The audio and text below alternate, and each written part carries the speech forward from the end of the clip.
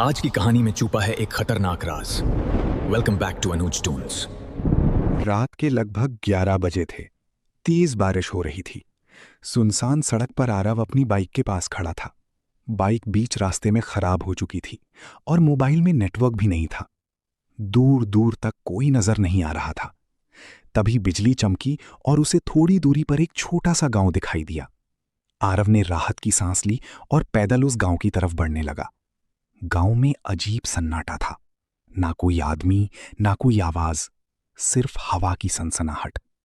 तभी उसे एक बूढ़ी औरत दिखाई दी जो हाथ में लालटीन लिए खड़ी थी। इतनी रात को यहां क्या कर रहे हो बेटा? बूढ़ी औरत ने पूछा। मेरी बाइक खराब हो गई है दादी, बस रात भर रुकने की जगह चाहिए। बूढ़ी औरत कुछ पल तक उसे घूरती रही। ठीक है, लेकिन याद रखना, रात के बाद चाहे कुछ भी हो जाए, दरवाजा मत खोलना। आरव हल्का सा हंसा। इतना डरावना क्या है यहां? बूढ़ी औरत ने जवाब नहीं दिया। वो उसे अपने पुराने घर में ले गई। घर काफी पुराना था। दीवारों पर दरारें थीं और हर तरफ धूल जमी हुई थी। तभी आरव की नजर एक बंद कमरे पर गई जिस पर बड़ा सा जंग लगा ताला था। इस कमरे में क्या है? उसने पूछा। दादी अचानक गुस्से में आ गई। उस तरफ देखना भी मत। आरव चुप हो गया। कुछ देर बाद दादी उसे खाना देकर अपने कमरे में चली गई। बाहर बारिश और तेज हो चुकी थी।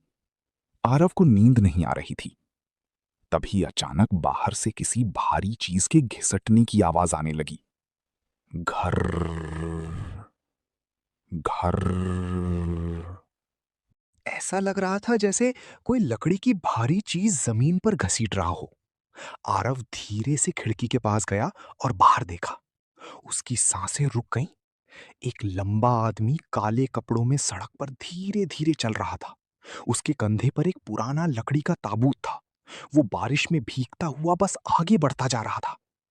तभी वो आदमी अचानक रुक गया। धीरे धीरे उसने अपना सिर आरव की तरफ घुमाया। उसका चेहरा पूरी तरह काला था। सिर्फ उसकी सफेद आंखें चमक रही थीं। आरव डरकर पीछे हट गया। तभी पीछे से दादी की कांपती आवाज आई। खिड़की से मत देखो, वो तुम्हें देख लेगा। वो कौन है? आरव ने डरते हुए पूछा। दादी की आंखों में डर साफ दिखाई दे रहा था। वो ताबूत वाला है। अचानक ठक ठक ठक, घर का दरवाजा जोर जोर से बजने लगा। ऐसा लग रहा था जैसे कोई भारी चीज दरवाजे पर मार रहा हो। दादी तेजी से मंत्र पढ़ने लगी। आज तक जिसने भी उसका दरवाजा खोला वो कभी वापस नहीं आया। लेकिन तभी धड़ाम, घर की सारी लाइट बंद हो गई। हवा तेज हो गई और उसी समय बंद कमरे का ताला अपने आप टूटकर नीचे गिर गया। आरव डरते हुए उस कमरे की तरफ बढ़ा। कमरे के अंदर अंधेरा था। उसने कांपते हाथों से लालटेन उठाई और अंदर गया। कमरे के बीचों बीच एक पुराना लकड़ी का ताबूत रखा था। ताबूत पर खून से लिखा था भैरव। अचानक ताबूत अपने आप हिलने लगा। ठक ठक ठक। आरव पीछे हट गया। तभी ताबूत का ढक्कन धीरे धीरे खुला। अंदर एक सड़ी हुई लाश पड़ी थी। उसकी आंखें खुली हुई थीं और वो सीधे आरव को घूर रही थीं। आरव की चीख निकल गई। तभी वो लाश अचानक बैठ गई। कमरे की खिड़कियां अपने आप खुलने लगीं। चारों तरफ तेज हवा चलने लगी और वो लाश भारी आवाज में बोली, मेरा ताबूत वापस करो। आरव डरकर बाहर भागा, लेकिन घर का मुख्य दरवाजा बंद हो चुका था। बाहर वही काले कपड़ों वाला आदमी खड़ा था। अब उसका चेहरा साफ दिखाई दे रहा था। वो वही लाश थी, भैरव। घर। तुम मुझसे क्या चाहते हो? आरव चीखा। भैरव की आवाज पूरे घर में गूंजने लगी। जिसने मुझे जिंदा ताबूत में बंद किया, उसका खून। तभी दादी सामने आ गई। उसकी आंखों से आंसू बह रहे थे। भैरव, मुझे माफ कर दो। आरव हैरान रह गया। दादी, आप इसे जानती हो? दादी रोने लगी। 25 साल पहले गांव वालों को मैंने ही भड़काया था। मैंने ही सबको कहा था कि भैरव काला जादू करता है और सबने इसे जिंदा ताबूत में बंद कर दिया। भैरव की आंखें लाल हो गईं, पूरा घर कांपने लगा। तो आज तुम मेरे साथ चलोगी। अचानक ताबूत अपने आप खुला और दादी हवा में खिंचते हुए उसकी तरफ जाने लगी। आरव ने पास रखा जलता हुआ दीपक उठाया और ताबूत पर फेंक दिया। ताबूत में आग लग गई। भैरव दर्द से चीखने लगा। नहीं!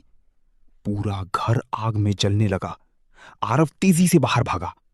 बारिश बंद हो चुकी थी, लेकिन जब उसने पीछे मुड़कर देखा, वो घर गायब था, जैसे वहां कभी कुछ था ही नहीं। सिर्फ जमीन पर एक जला हुआ ताबूत पड़ा था। आरव डरते हुए वहां से भाग गया। कुछ दिनों बाद वो अपने शहर वापस लौट आया। उसने सोचा सब खत्म हो चुका है, लेकिन एक रात उसे फिर वही आवाज सुनाई दी।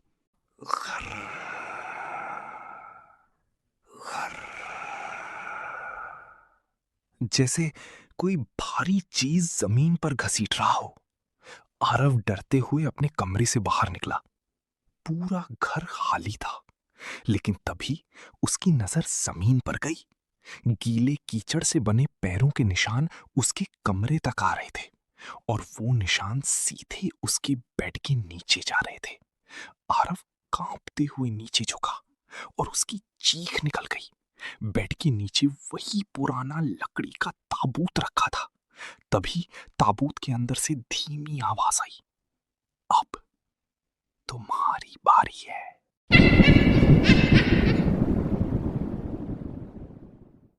ये तो बस शुरुआत थी। अगली हॉरर स्टोरी के लिए सब्सक्राइब करें अनुज टून्स।